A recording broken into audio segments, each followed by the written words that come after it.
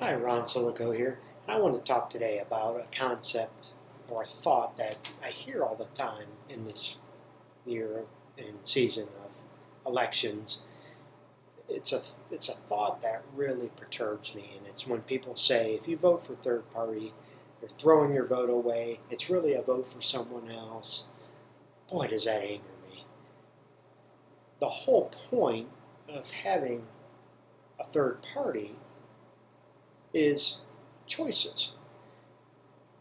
I believe, and this is certainly, I could tell you I've voted third party every presidential election I've ever voted in. And it's because the two parties, in many, many ways, are not speaking to me. They've not spoken to me since I became eligible to vote in 1992.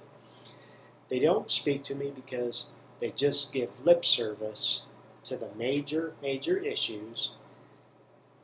They intervene overseas. They're corrupt systems. They they're only interested in maintaining power either within their party and or within the establishment. And that's why I want third parties to be heard. I want third parties to give other choices. And I believe that's how we get better choices.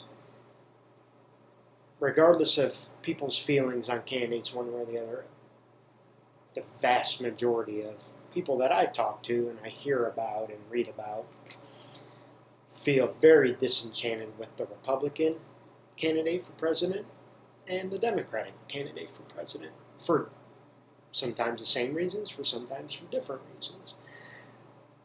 So what troubles me about the thought that you're just throwing your vote away is, in what other situation of your life are you only served by having two choices and that's the best service to you?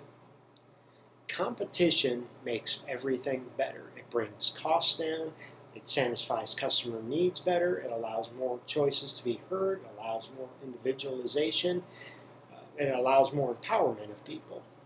So the notion that in every other aspect of our life that we want greater choice, but then for people that are running the country to only have a choice between one party and the other is really interesting to me. And these are some of the things I've heard. I've heard this throughout my time. Government's getting too big. Need to live within their means. They're too powerful. There's too many regulations. We intervene overseas. Our military is involved everywhere around the world. It's a corrupt system. Elections are rigged. People are in the politicians' pocket. Crony capitalism, corporate welfare, citizen welfare, foreign aid welfare around the world. But you know what? And I realize I'm speaking generally here. I think there's certainly individuals that speak to the beliefs I have, but by and large, I call it the establishment. They are not representing me, and they're not representing the issues I talk about. If federal spending is such an issue and it's such a problem, why does it only keep increasing? Why does our deficit only keep increasing? That people ranted and raved about the sequester hurting government. That's nonsense. It is nonsense. If you believe that you're going to go in there, you need to go in there and cut federal spending, you need to go in there and do it. And the fact of the matter is, it's not happening.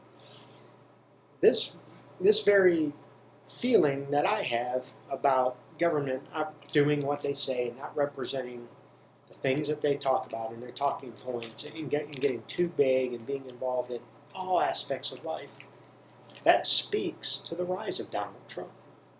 Regardless of how you feel about him, people feel and are clinging to the belief that he is representing change because he is an outsider. That is why he's in that position.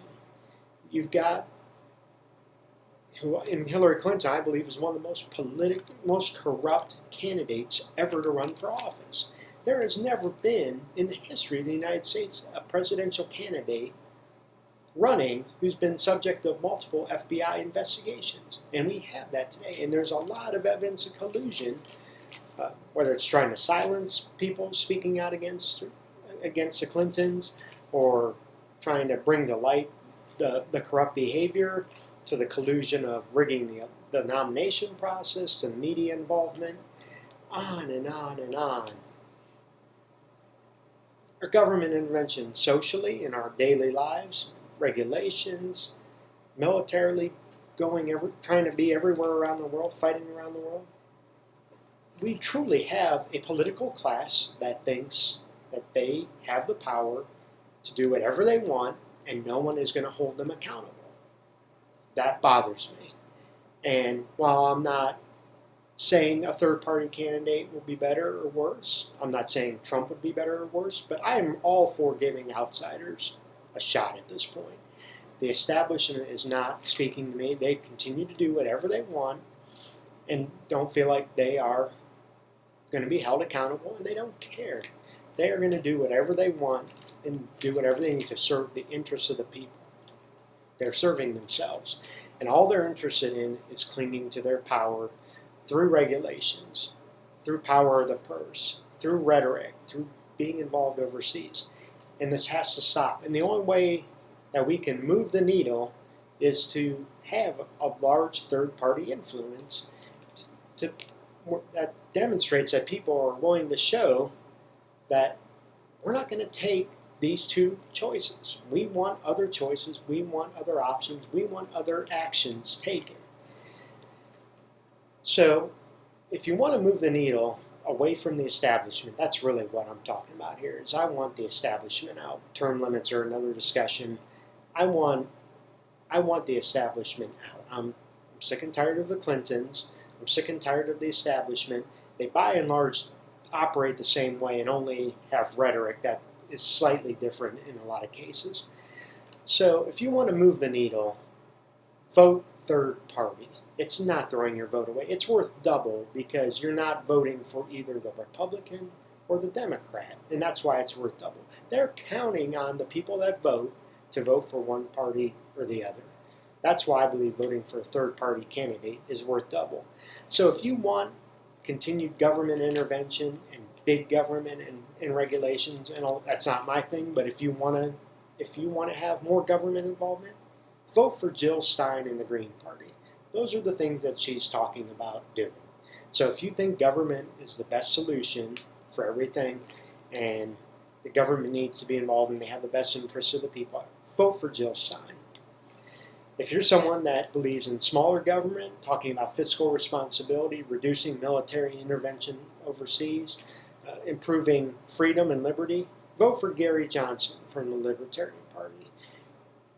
Because he's someone that has done that. Out of all the candidates, Gary Johnson has the best record for reducing the size and scope of government when he was governor of New Mexico. And his running mate Bill Weld did the same thing. I don't agree with all their viewpoints, but they represent, by and large, the things that I believe in. And at least there's been actions that follow the rhetoric.